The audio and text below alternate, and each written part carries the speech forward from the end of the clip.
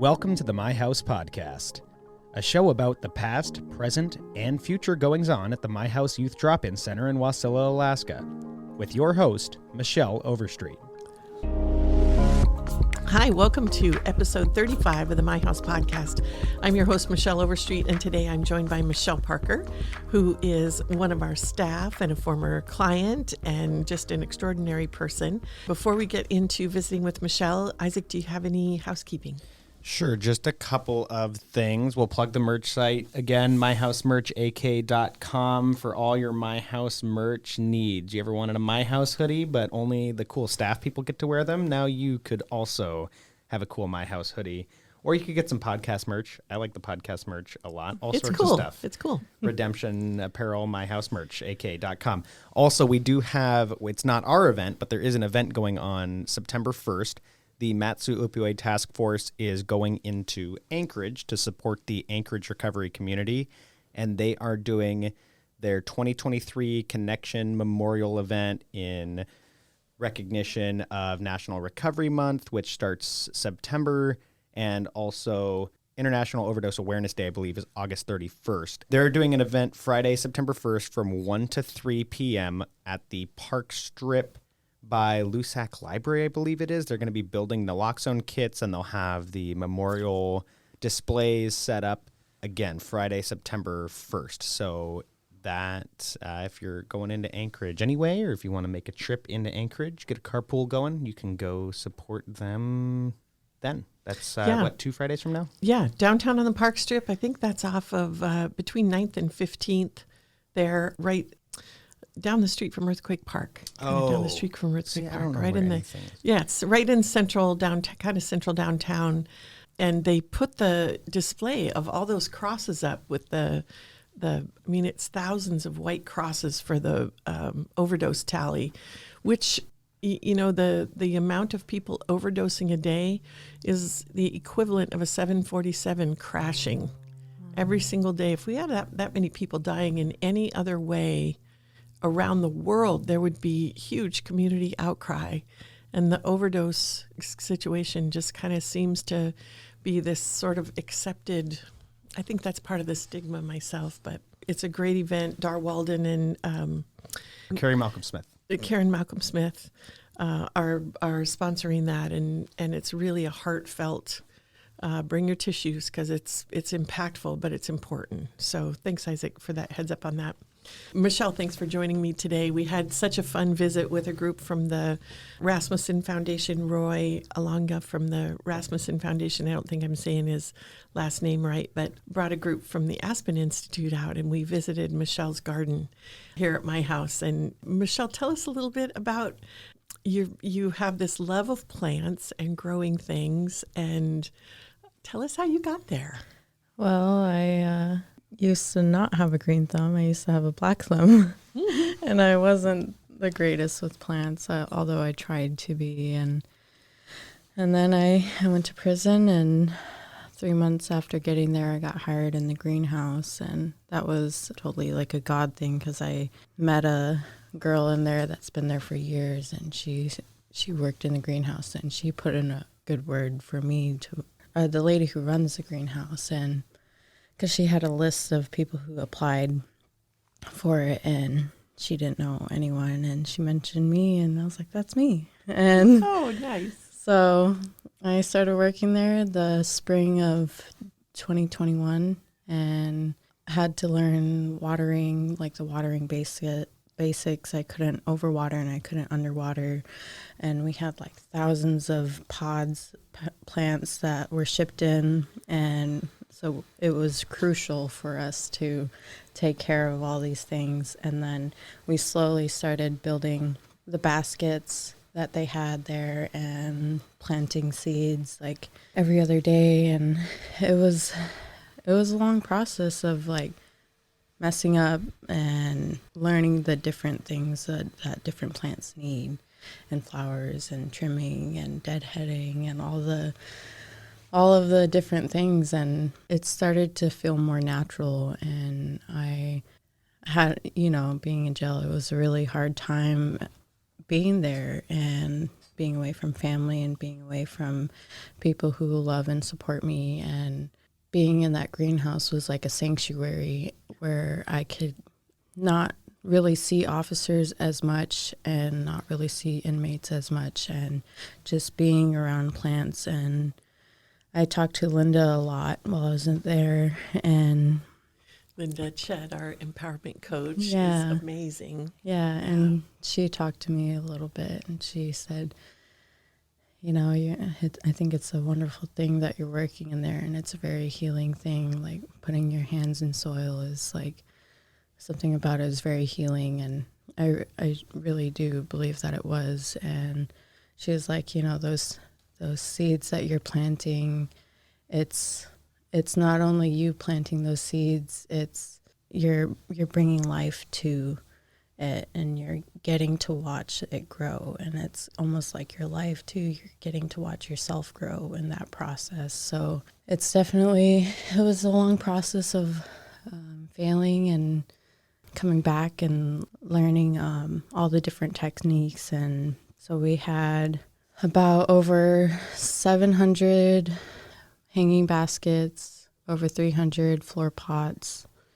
I want to say about 200 of vegetables that we planted. Yeah, it was a lot. And we did the plant sale. Because of COVID, we couldn't sell to the public. But the next year, I was able to sell to the public, and it was pretty cool because I got to see Kira and Linda while I was out there helping. And yeah, we always send staff and buy our hanging baskets for the outside of the building there. This year I actually got to go with Kira Nice. on the other side of the fence. So. Oh my gosh, what a blessing. Yeah, so it was definitely a different perspective and really making me think of where I was and where I'm at now and how much growth I've had since then.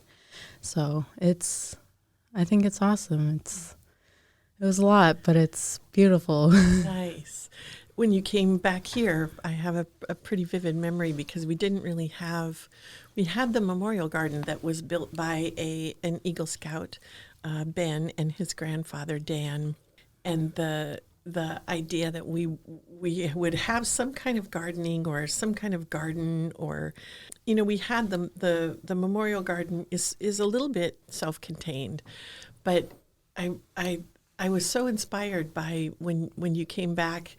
You took all the plants that were in the building and replanted them, and they were healthy, and you were making starts from plants that we had, and all of a sudden everyone's desk had a plant on it, and we were kind of collecting little pots and planting, and we had cleared the area for the garden space with you in mind, actually, before you were out of Highland, and part of the idea wasn't necessarily to, I don't know what we were thinking. It was a garden space for the neighbors. We were taking down the fence. We were creating more parking space, but there was area there, and I was so excited when you said, "Yeah, I think I would like to do something with gardening." And it's really fun now to bring guests or people who are touring the building out there to see.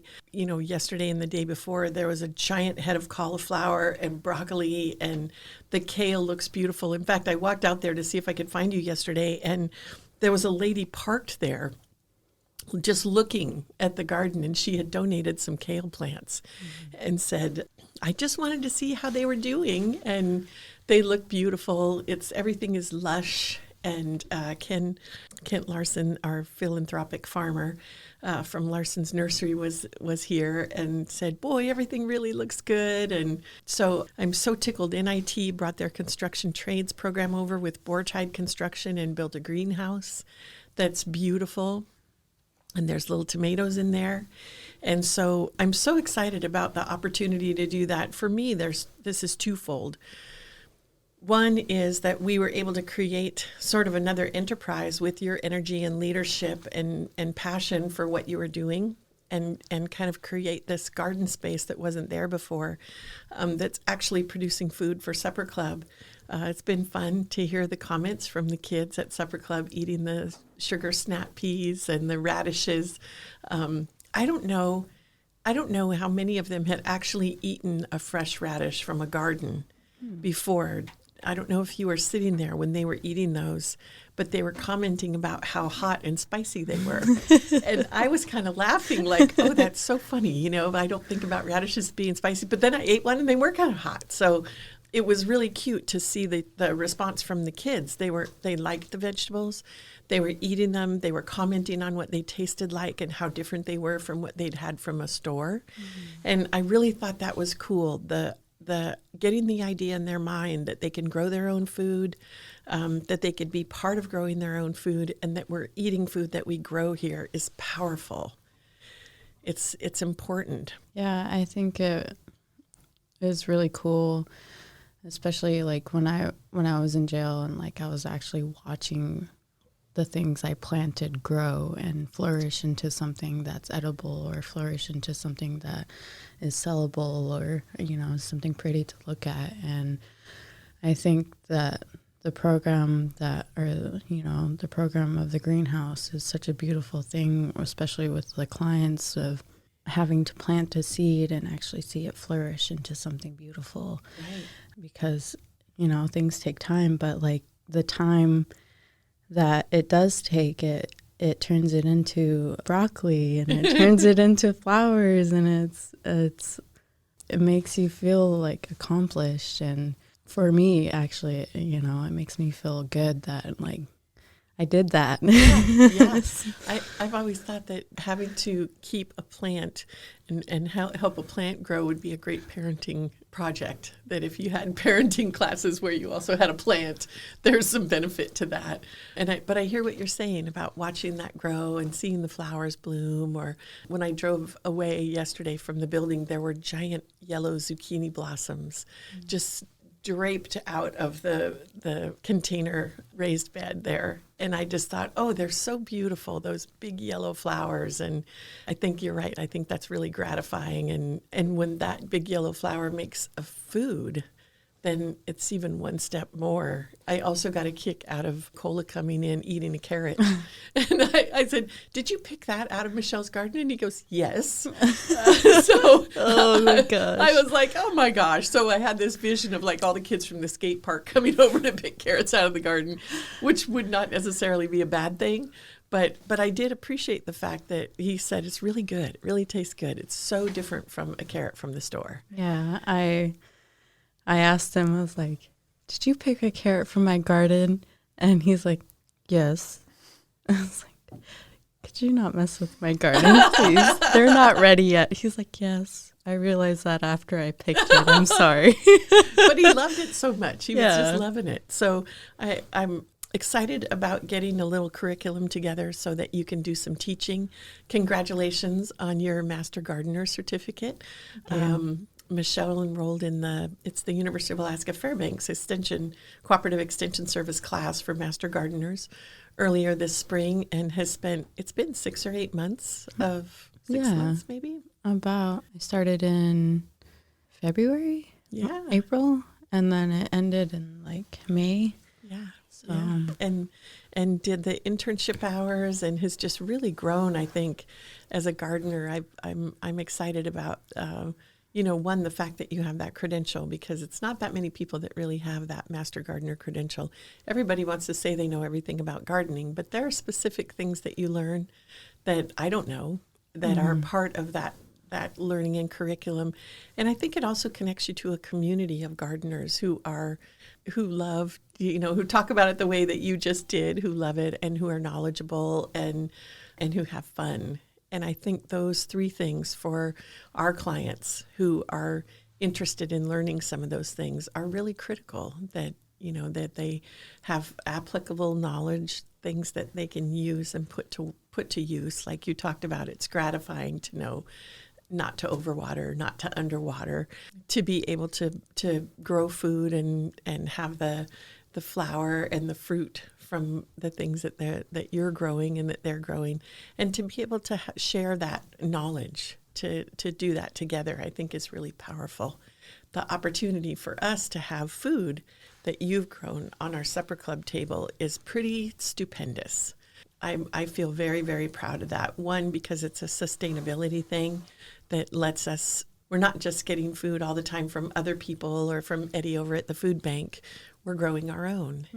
And that is powerful. And I think the second part to that is in being part of a community, we're not just feeding our own, that eventually we could have the opportunity to feed other people through that. Right. And that's pretty powerful. I remember last year, well, funny sidebar about our community garden up at the city last year, that we had potatoes planted there, and somebody dug some of the potatoes before we got there and like stole the potatoes. Yeah, I planted some up there again this year, and I think someone might have stuck their hands in there again.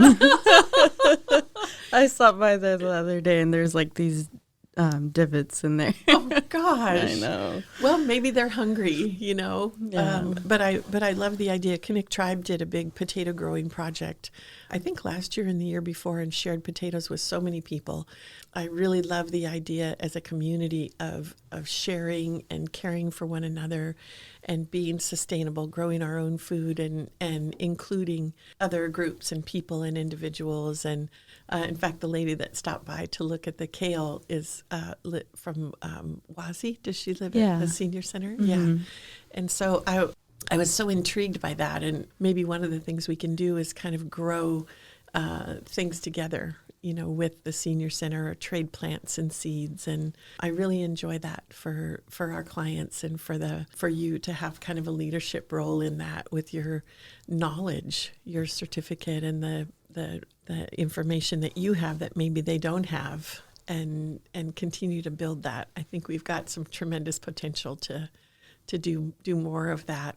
Yeah, it's definitely interesting of like the connections that I have built with from the class, and like from then on, and just all the different people that I'm meeting, and then, you know, including your mom too. Like she taught me a lot, but I've taught her a few things here and there too. Yeah. And it's like a give and take type of thing. And just meeting all those people, like I could really see that there's something grounded within them. And I think gardening has something to do with it. You know, it's too. Very fulfilling.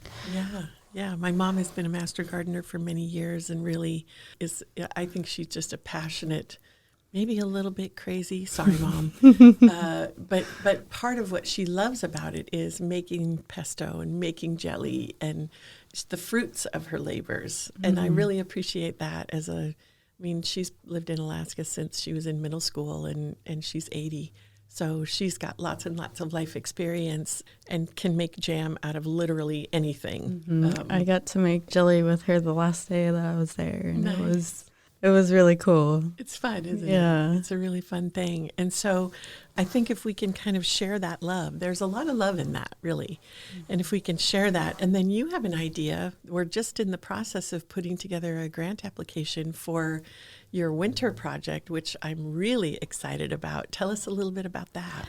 Yeah. So Julia, she has been doing the redemption booth at the farmer's market, and past couple of weeks that she's been doing that, she was placed next to a lady who does microgreens.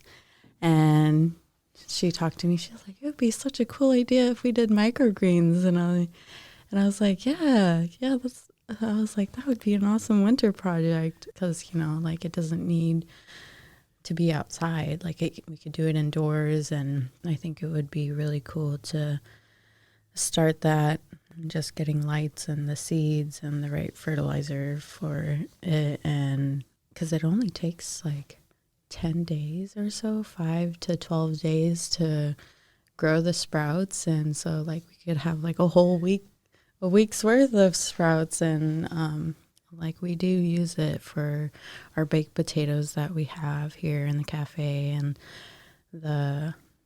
some of the wraps. Yeah. And there's a lot of nutrients in the sprouts too. And the lady who did it at the farmer's market, she had all kinds of different things. Like she had sunflower sprouts, and she had cabbage sprouts and broccoli sprouts and radish sprouts, mustard seed sprouts, and all kinds of stuff. And so I thought it was really cool So you can tailor them not only for the flavor that you want in whatever you're putting together, like a wrap or topping for a baked potato, but also for nutrients, which, that's a little hot button for me right there, because I really believe that a lot of times when youth come into this drop-in center, the first thing they are is hungry and dehydrated.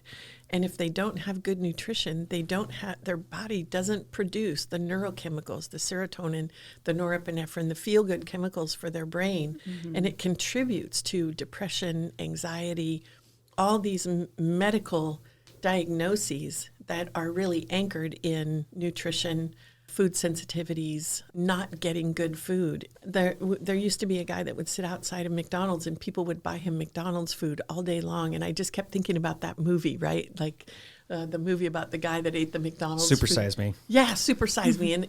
And like what happened to him, his hair was falling out and he gained 14 pounds or whatever.